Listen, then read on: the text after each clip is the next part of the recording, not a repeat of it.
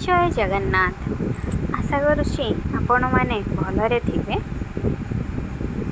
ତ ବନ୍ଧୁଗଣ, ଆପଣ କେବେ ଭାବିଛନ୍ତି କି କାହିଁକି ଲକ୍ଷ ଲକ୍ଷ ଭକ୍ତ ପ୍ରତିବର୍ଷ ପୁରୀ ରଥଯାତ୍ରାରେ ସାମିଲ ହୁଅନ୍ତି?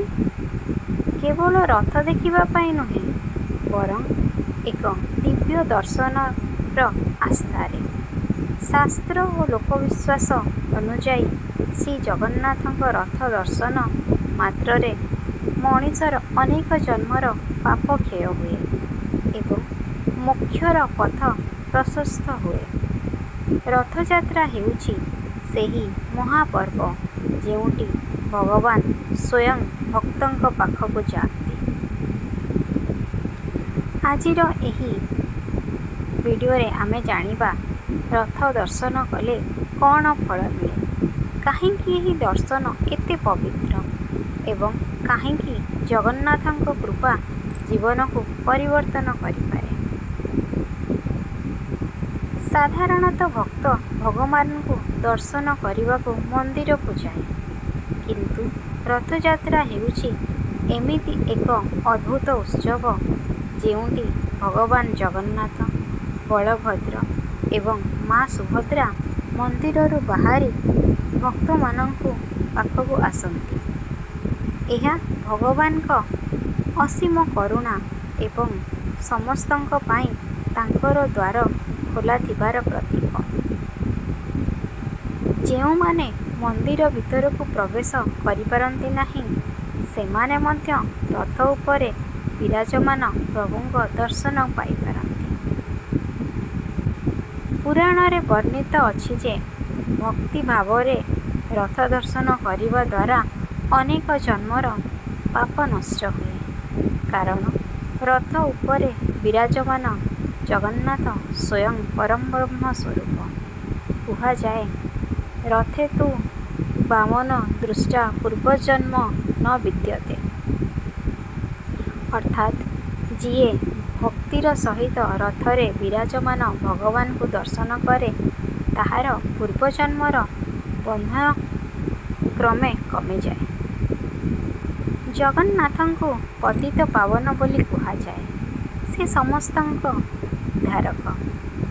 ରଥଯାତ୍ରାରେ ଦର୍ଶନ କରିବା ଦ୍ୱାରା ମଣିଷର ଆଧ୍ୟାତ୍ମିକ ଉନ୍ନତି ହୁଏ।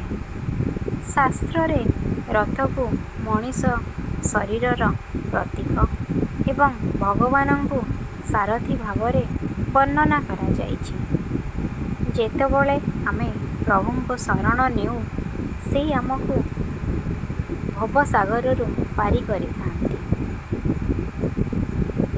ଅନେକ ଭକ୍ତଙ୍କ ବିଶ୍ୱାସ ଯେ ରଥ ଦର୍ଶନ ସମୟରେ ଭକ୍ତି ଭାବରେ ପ୍ରାର୍ଥନା କଲେ ଜଗନ୍ନାଥ ସେମାନଙ୍କ ମନୋକାମନା ପୂରଣ କରନ୍ତି।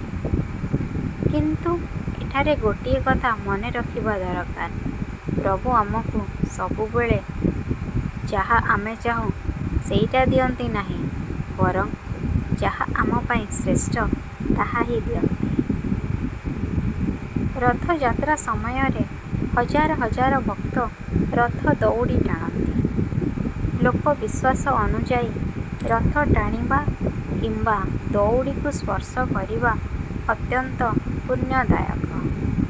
ଏହା କେବଳ ଏକ ରଶି ନୁହେଁ, ଏହା ଭକ୍ତ ଓ ଭଗବାନଙ୍କ ମଧ୍ୟରେ ଭକ୍ତିର ସେତୁ। ଯେତେବେଳେ ଲକ୍ଷ ଲକ୍ଷ ଲୋକ ଜୟ ଜଗନ୍ନାଥ ଧ୍ୱନିରେ ମଗ୍ନ ହୁଅନ୍ତି, ସେହି ଦିବ୍ୟ ପରିବେଶରେ ମନର ଭୟ, ଚିନ୍ତା ଏବଂ ଦୁଃଖ ଦୂର ହୋଇଥାଏ। ଅନେକ ଭକ୍ତ କହନ୍ତି ଯେ ରଥଯାତ୍ରା ଦର୍ଶନ ପରେ ସେମାନଙ୍କ ମନରେ ଏକ ଅଦ୍ଭୁତ ଶାନ୍ତି ଏବଂ ଆନନ୍ଦର ଅନୁଭୂତି ହୁଏ। ରଥଯାତ୍ରାର ଏକ ମହତ୍ତ୍ୱପୂର୍ଣ୍ଣ ରୀତି ହେଉଛି ଛେରା ପହଁରା। ଏଥିରେ ଗଜପତି ମହାରାଜା ସୁନା ଝାଡ଼ୁରେ ରଥ ପାଖରେ ଝାଡ଼ୁ କରନ୍ତି। ଏହା ଶିଖାଏ ଯେ ଭଗବାନଙ୍କ ସମ୍ମୁଖରେ ସମସ୍ତେ ସମାନ। ରାଜା ହୁଅନ୍ତୁ କିମ୍ବା ସାଧାରଣ ଲୋକ, ସମସ୍ତେ ପ୍ରଭୁଙ୍କ ସେବକ। ରଥ ଦର୍ଶନର ସବୁଠାରୁ ବଡ଼ ଫଳ ହେଉଛି ଭଗବାନଙ୍କ ପ୍ରତି ଭକ୍ତିର ଜାଗରଣ। ଧନ ସମ୍ପତ୍ତି ସଫଳତା ଏସବୁ ଅସ୍ଥାୟୀ, କିନ୍ତୁ ଭକ୍ତି ହେଉଛି ଚିରସ୍ଥାୟୀ ସମ୍ପଦ। ଯଦି ରଥ ଦର୍ଶନ ପରେ ଆପଣଙ୍କ ମନରେ ଜଗନ୍ନାଥଙ୍କ ପ୍ରତି ପ୍ରେମ ବଢ଼ିଥାଏ, ତେବେ ସେହି ହେଉଛି ସର୍ବଶ୍ରେଷ୍ଠ ଫଳ। ବନ୍ଧୁଗଣ, ରଥଯାତ୍ରା କେବଳ ଏକ ପର୍ବ ନୁହେଁ, ଏହା ହେଉଛି ଭକ୍ତି, ସମର୍ପଣ, ସମାନତା ଏବଂ ମୋକ୍ଷର ମହାଯାତ୍ରା। ଯେଉଁମାନେ ରଥ ଦର୍ଶନ କରନ୍ତି, ସେମାନେ କେବଳ କାଠର ରଥ ଦେଖନ୍ତି ନାହିଁ, ସେମାନେ ଦେଖନ୍ତି ଭଗବାନଙ୍କ ଅସୀମ କରୁଣାକୁ, ଯିଏ ନିଜେ ଭକ୍ତଙ୍କ ପାଖକୁ ଆସନ୍ତି। ତେଣୁ ଏହି ବର୍ଷ ଯଦି ଆପଣ ରଥ ଦର୍ଶନ କରନ୍ତି, ଭକ୍ତିଭାବରେ ହାତ ଯୋଡ଼ି କେବଳ ଏତିକି କୁହନ୍ତୁ, ହେ ମହାପ୍ରଭୁ ଜଗନ୍ନାଥ, ମୋ ଜୀବନ ରଥର ସାରଥୀ ତୁମେ ହିଁ ହୁଅ। ଜୟ ଜଗନ୍ନାଥ। ଧନ୍ୟବାଦ। ଜୟ ଜଗନ୍ନାଥ।